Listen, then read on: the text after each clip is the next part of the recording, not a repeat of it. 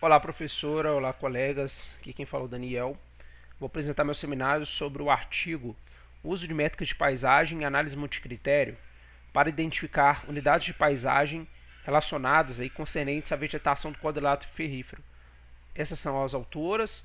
Eu destaco aí a professora Ana Clara Mourão Moura, que é uma professora está vinculada à Escola de Arquitetura da UFMG, mas que também oferta disciplinas para o Instituto de Geociências, né, principalmente, especialmente, né, disciplinas no âmbito da pós-graduação. O que consiste nesse artigo? Né? Primeiro, falando sobre a localização, o quadrilátero ferrífero está situado na porção centro-sudeste de Minas Gerais, abrangendo 52 municípios, incluindo a capital Belo Horizonte. Então, ele é uma das regiões, assim como a região do Carajás, lá no estado do Pará, como considerados muito importantes para a mineração, especialmente para exportação de minério de ferro. Esse é o principal motivo pelo qual a região é conhecida, é reconhecida, assim como por suas feições geológicas. Ela é muito importante, por exemplo, para estudos geológicos, porque ela tem rochas desde o pré-cambriano. Então, você tem afloramentos rochosos muito antigos, formados há muitos anos atrás, lá para os primórdios ali da formação do planeta Terra. Então acaba sendo importante para estudos e foi sendo estudada, né, esclareceu muita coisa sobre a história do planeta Terra, ao mesmo tempo que você tem esse grande interesse minerário. Por quê? Porque você tem essa chamada formação ferrífera, né, em alguns casos formação ferrífera bandada, chamada canga, que é um subproduto ali do Itabirito e que é muito importante para a biodiversidade, porque você tem vegetações ali que são endêmicas dessas áreas de canga, da mesma forma que são muito importantes também para a recarga hídrica. Todas essas partes aqui que estão destacadas em laranja como sendo formação ferrífera, elas estão associadas ou são exatamente o topo de serra. Então você tem, por exemplo, aqui a Serra da Moeda, né, a Sinclinal Moeda, você tem a Serra do Curral aqui, delimitando o município de Belo Horizonte. Você tem a Serra do Gandarela aqui, a Sinclinal Gandarela. Você tem a Serra do Caraça, dentre outros, Serra do Ouro Branco, mais ao sul, né, no limite sul aqui, né, da Serra do Quadrilátero Ferrífero. Portanto, essa presença do minério de ferro é algo que destaca a região. No entanto, você tem também a presença muito marcante de água, de aquíferos. Até por serem topos de serra, né, topo de morro, você tem essa característica de serem recarga, de fazerem o papel, né, cumprir o papel de recarga hídrica. Então você tem muitos cursos d'água relevantes aí na região, né, tanto a bacia do São Francisco como a bacia do Rio Doce, na porção mais a leste, né, no caso do São Francisco mais a oeste. Portanto, essa região ela tem chamado a atenção pela questão da conservação e pela preservação. No tocante aí às fitofisionomias, no tocante aos ecossistemas presentes, você tem tanto Cerrado como Mata Atlântica. Trata-se de uma área ecotonal, né? Então uma área de transição. Então você tem, além desses campos rupestres ali que estão nos topos de serra, você tem próximos ali no fundo de vale, mas também cobrindo ali o sopé das serras. Você tem a vegetação, fitofisionomia de Mata Atlântica. Então você tem muitas florestas estacionais semidestituais, montana, submontana, algumas fitofisionomias aí de destaque interessantes no quadrilátero ferrífero.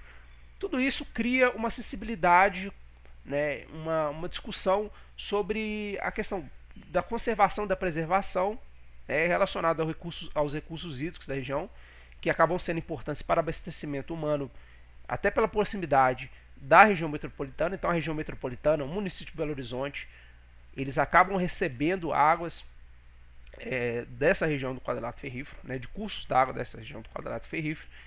Então tudo isso cria uma sensibilidade com relação à conservação e preservação. Um outro aspecto que é importante citar é a questão do ecoturismo.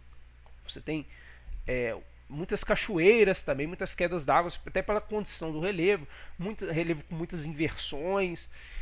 Então você tem uma riqueza de geodiversidade, de biodiversidade muito grande no quadrilátero ferrífero e que acaba sendo suprimida, acaba ficando em segundo plano em vista dos interesses minerários. e sem contar a proximidade de aglomerações urbanas, o que acaba resultando em impactos como incêndios, etc. Então, qual que é o objetivo do trabalho? O artigo busca combinar as métricas de paisagem e análise multicritério, ou seja, dois tópicos que nós vimos na disciplina combinados, né, para entender a configuração da paisagem, identificar vulnerabilidades e potencialidades. Então, o uso de métricas de paisagem para estudo das mudanças no território, uma coisa que nós vimos aí durante a disciplina, e ao mesmo tempo análise de critério para tomada de decisão, que tem como premissa a simplificação da complexidade espacial, ou seja, são muitas camadas indicando diferentes métricas de paisagem no caso, a partir de inúmeras camadas de informação, as quais são processadas e resultam em mapas de síntese, que são as unidades de paisagem, ou seja, paisagens que se destacam, um conjunto de paisagens que se destacam por exibir características de interesse, de relevância que foram definidas pelas autoras. No caso aqui eu destaco uma coisa que é interessante, porque esse tipo de técnica que foi utilizada aqui no estudo foi utilizando o software ArcGIS, que é um software proprietário, um software pago. Portanto, a gente já encontrou uma limitação clara que nós não podemos reproduzi-lo. Pelo menos eu não consegui, eu até tentei reproduzir com precisão utilizando softwares livres como QGIS ou Fragstats. Então, isso é um tipo de limitação que acaba sendo encontrado para quem tem acesso apenas a softwares livres. E eu vou mostrar mais para frente por quê. A metodologia consistiu em classificação de imagem de satélite. Então, elas trabalharam com imagens RapidEye, mas que tem uma resolução espacial muito boa, se eu não me engano é 5 metros. Mas também as autoras exortaram a utilização da base Inventário Florestal, que está disponível lá na Ideia Cisema, que algum dos colegas apresentou, não vou me lembrar qual, peço desculpas, mas que é uma base muito interessante porque ela mostra justamente essas fitofisionomias para o estado de Minas Gerais, tanto do Cerrado quanto da Mata Atlântica, né, que são, são os ecossistemas presentes, né, são os biomas presentes no estado. Então, ela mostra tanto, por exemplo, campos rupestres, mostra floresta estacional semidecidual, floresta estacional decidual, montana, submontana, e a partir de todas essas fisionomias fica bem interessante para inúmeros estudos sobre a vegetação, né, sobre a conservação da vegetação. Então, a partir dessa classificação em duas classes, campos rupestres e floresta atlântica, campos rupestres remetendo ao cerrado, floresta atlântica e mata atlântica, né? Elas calcularam e analisaram as métricas de paisagem, e a partir desse cálculo de métricas e análise das métricas, fizeram uma análise multicritério para identificar essas unidades de paisagem. Então aqui nós temos a área de estudo, que é um recorte dos municípios que abrangem aqui, né, o quadrilátero ferrífero. Então você tem aqui o campo rupestre, está em tom de verde um pouco mais claro, mas acompanhando aí os topos de serra, enquanto você tem os fragmentos de Mata Atlântica próximos aí a esses topos de serra. Como eu disse, né, você tem muita presença aí de matas ciliares, dentre outros. As métricas de paisagem utilizadas: área de núcleo, que é uma métrica que descreve, por exemplo, a resiliência de um fragmento ao efeito de borda. Então você tem, por exemplo, você tem aqui, no caso, um fragmento que seria muito alongado, muito esticado, a área de núcleo seria menor. No outro caso, um fragmento que é mais circular, você tem uma área de núcleo maior, ou seja, uma resistência ao efeito de borda, ou seja, uma maior resistência aos efeitos de pressões ao entorno deste fragmento.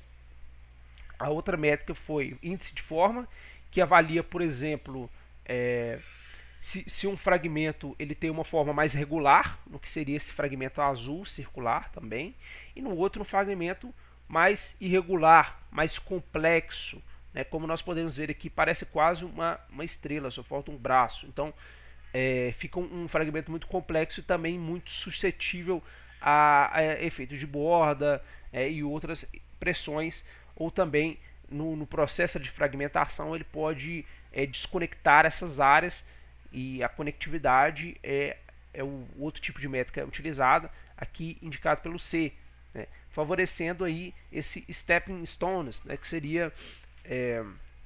seriam como se fossem aí stepping stones, falando de stepping stones, como se fossem aquelas pedrinhas ali para atravessar um rio, por exemplo, né? Então aqui você tem diversos fragmentos com uma certa proximidade, parecendo que são essas stepping stones. Ok, aqui a análise de métricas de paisagem relacionadas à área de núcleo para o campo rupestre, maior do que 500 metros, ou seja, uma área de núcleo mais do que 500 metros de distância com relação à borda, e aqui da Mata Atlântica. Como nós podemos perceber, né, a Mata Atlântica acaba apresentando de uma forma mais destacada na área de estudo essa característica de uma distância para a borda maior do que 500 metros. Aqui gerou-se, já a partir de uma avaliação de pesos de evidência, a presença de núcleo mais protegido. Então elas utilizaram essa métrica de área de núcleo para gerar o que seriam os núcleos mais protegidos, ou seja, o que seriam os núcleos que estão mais distantes com relação às suas bordas. Então elas já atribuíram aqui um peso menos protegido, melhor protegido, uma gradação aqui, e nós podemos observar que alguns fragmentos mais destacados aqui de floresta atlântica, como aqui na próxima Serra do Gandarela, região do Caraça, você tem um núcleo mais protegido. Então são fragmentos relativamente mais conservados. Aqui o índice de forma para o campo rupestre e para a floresta atlântica. No caso do índice de forma, quanto mais próximo de mais regular. E por sua vez, quanto maior, né, representado por esse último intervalo, em tom mais claro, você tem fragmentos mais irregulares. Aqui, né, os fragmentos mais irregulares, localizados justamente onde você tem ali um núcleo mais protegido. Isso é um ponto interessante, né, de se observar. E por fim, a conectividade para esses dois tipos de fitofisionomia. A conectividade de campos rupestres e a conectividade da floresta atlântica. Aqui também a gradação, assim como foram nos outros mapas. Gerando, por fim, o mapa das unidades de paisagem. Então você tem paisagens notáveis, né, em tom verde, e paisagens com maior vulnerabilidade à transformação. Então isso é interessante porque as paisagens com maior vulnerabilidade à transformação vão ser as paisagens que apresentam menor desempenho, um desempenho mais prejudicado com relação à conectividade, com relação à área de núcleo, com relação a outro que é do índice de forma. Então são paisagens que a gente observa justamente que dá para observar que estão próximos aqui dos topos de serra, né, das regiões onde se explora o minério de ferro. Então elas precisam ser preservadas também por serem em conjunto com as APPs. A APP é importante preservar, mas também é importante preservar o topo de morro, porque ali está a área de recarga. Então tem que se tomar cuidado com isso também. Então, o método de peso de evidência cria um índice de classificação das unidades de paisagem com base na importância da preservação da vegetação. Ou seja, uma vegetação mais pressionada, esse foi o critério delas, ela acaba tendo mais chance de aparecer, né, com essa classificação de paisagem com maior vulnerabilidade à transformação. A combinação de métricas de paisagem com análise multicritério gerou um mapa de áreas de vegetação notável e vegetação com grande vulnerabilidade à transformação, que demandam maior atenção relacionada às áreas verdes. Os pesos foram distribuídos da seguinte forma: 50% conectividade, 20% índice de forma e 30% área de núcleo. Então agora ela explicou, né?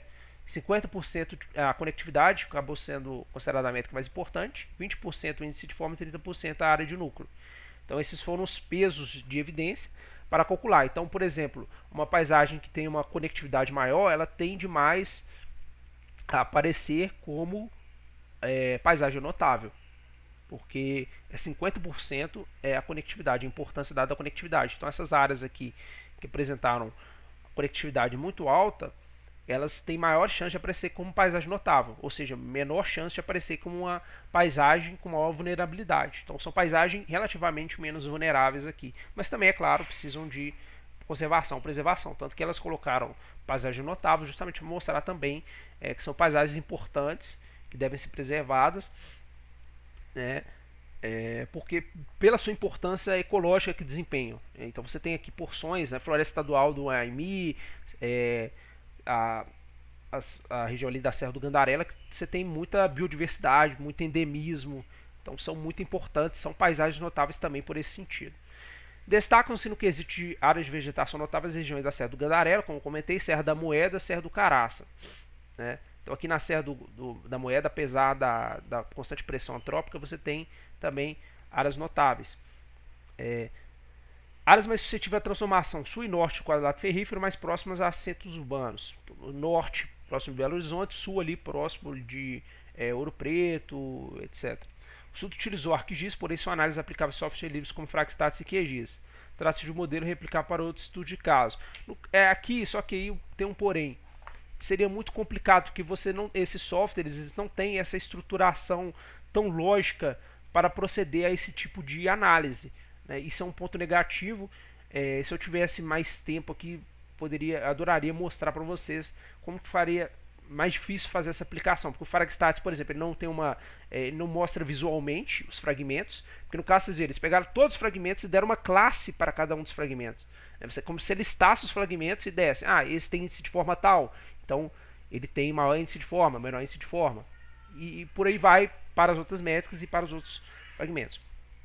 Conclui-se que se trata de um primeiro passo para a caracterização das condições físicas e antrópicas da região. Isso é uma conclusão das autoras. Então trata-se de um estudo muito interessante. Eu espero que tenham gostado da apresentação. Infelizmente não foi feita no âmbito da sala, com a discussão, mas foi um prazer apresentar. Eu agradeço muito a todos que tenham eventualmente assistido.